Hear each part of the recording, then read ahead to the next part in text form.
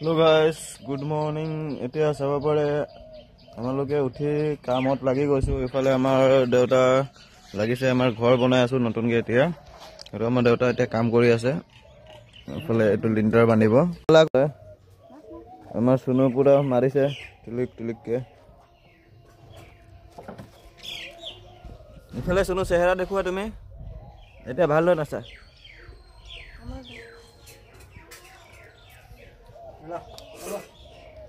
এফালে আমাৰ কৈলাশ একদম খেলি আমনি আৰু এফালে আমাৰ পাপা চাহ খাইছে এতিয়া আৰু এইটো আমাৰ ঘৰৰ এতিয়া পোষ্ট ঢালি আছো এফালে লিন্টাৰটো ঢালিব বাকী আছে আৰু এফালে আমাৰ কলি মানে হেৱালি আৰু